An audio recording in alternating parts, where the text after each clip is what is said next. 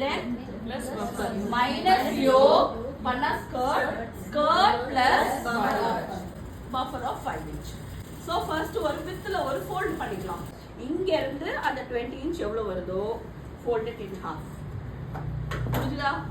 Again இது வந்து எப்படி இருக்கு? ஒரு box மாதிரி இருக்கா?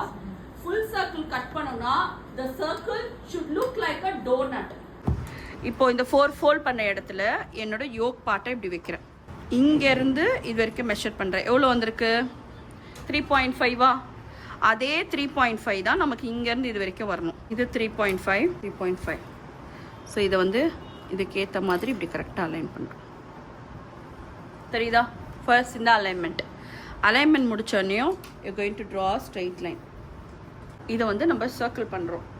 சர்க்கிள் பண்ணுறதுக்கு என்ன பண்ணுறோன்னா இங்கேருந்து இது எவ்வளோ வந்திருக்கு பாருங்கள். 0.5 தான் வச்சேன். பட் நம்ம ஸ்ட்ரெயிட் லைன் வரையும் போது இன்னும் கொஞ்சம் டவுன் ஆயிருக்கு. எவ்வளோ தூரம் டவுன் ஆயிருக்குன்னு பார்த்தோன்னா it's coming around 4 inch. So அப்போது இங்கேருந்து இதை நீங்கள் ஒரு கையில் இங்கே பிடிச்சிக்குங்க. மேலே 4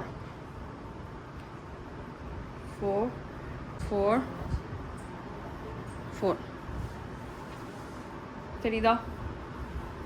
சர்க்கிள்ல இருந்து you going to mark the length of the skirt. இங்கே மேலே டைட்டாக பிடிச்சிக்கணும் அண்ட் டேப் லூஸ் வரக்கூடாது. ஓகே, இங்கே மூவ் ஆக இந்த சர்க்கிள்லேயும் மூவ் ஆகணும். ஓகேவா? தெரியுதுங்களா? நான் இங்கே ஆரம்பித்தேன், நான் இங்கே வந்துட்டேன். அகெயின் இப்போ இவங்க கையை மூவ் பண்ண டேப் அதுக்கேற்ற மாதிரி கொஞ்சம் அலைன்மெண்ட் மாறணும். இப்போ இந்த டாட்டர் லைனை அப்படியே கனெக்ட் பண்ணிகிட்டே வரணும். ஓகே யா, இப்போ நான் இதை ஓப்பன் பண்ணும்போது I'll get a smooth round circle, exact round. தெரியுதா? எந்த சைட் பார்த்தாலும் பர்ஃபெக்ட் ரவுண்டா உங்களுக்கு இருக்கும். ஜிப்பர் அலவன்ஸ் இதிலே வந்துடும்.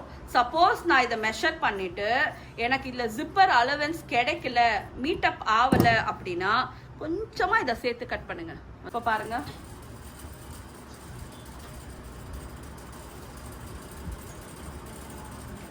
பர்ஃபெக்ட் சர்க்கிளா? டோனட்னு சொல்லிட்டு இருந்தேனா? Can you see that? இங்க பாருங்க, எல்லா சைடுமே வந்து இட் should be equal.